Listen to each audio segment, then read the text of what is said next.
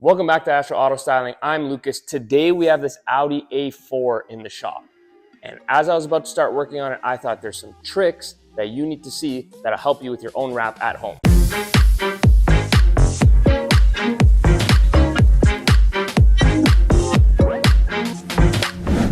Your first trick, or lesson number one, is if you've taken off the door handles, which you're probably going to do if you're wrapping your car, don't do this. So you remove the door handles. Okay, we're going to close this door so we can start wrapping. And yeah, uh-oh.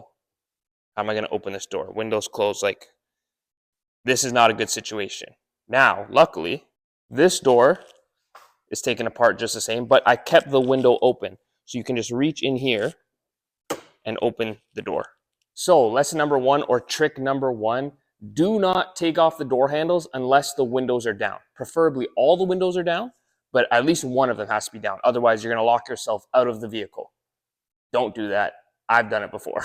Trick number two is about workflow. How can you make the job easier for yourself?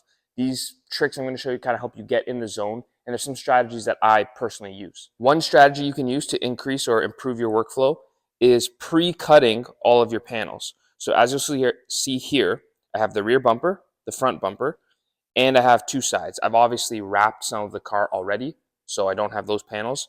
You might be asking, where are the doors? These side pieces go from the quarter panel to the fender, and we cut the door out of this one giant piece. So that's why there's not a separate one for the door. Anyways, you'll also see they're labeled with arrows.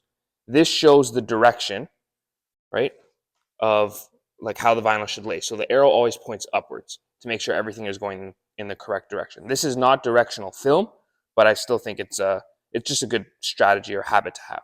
Another thing I recommend for workflow is buying one of these. You only need one, you can buy four, but this is a wheel cover. Why is this good? This area, obviously the tire, no matter how much you clean the panel and prep everything, there's still gonna be all these little bits of dust and dirt stuck in the treads of the tire.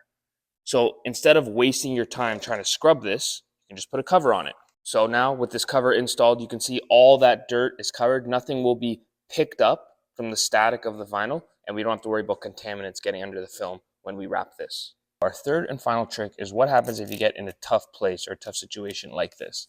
Now, most of the audience on this channel are beginners, so if it's your first time wrapping a car, you're probably going to run into a tough scenario like this because you've never done it before. So you're trying to wrap this panel. We're going to be wrapping this door here, but something happened. You picked up the material and you got a rip like this.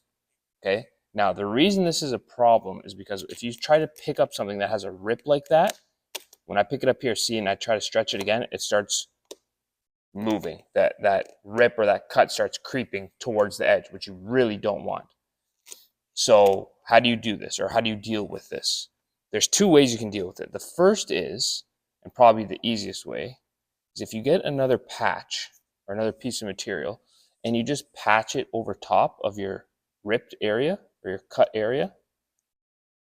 So you're connecting the piece of vinyl again. Now when I pick this up, just connect it here. Now when I pick this up, that rip, you can see it right there, that rip doesn't move. So I can now pick up the vinyl again and I can stretch it to however I need to lay it back down, and we're good, right? That's one way. Another way you can deal with these rips is, if you have this kind of cut, you really don't want these cuts to be straight lines. So if you can round it out, now this one's tough because you're already close to the edge. So in a situation like this, you probably just use a patch. But if you can get your blade and try to round out the cut,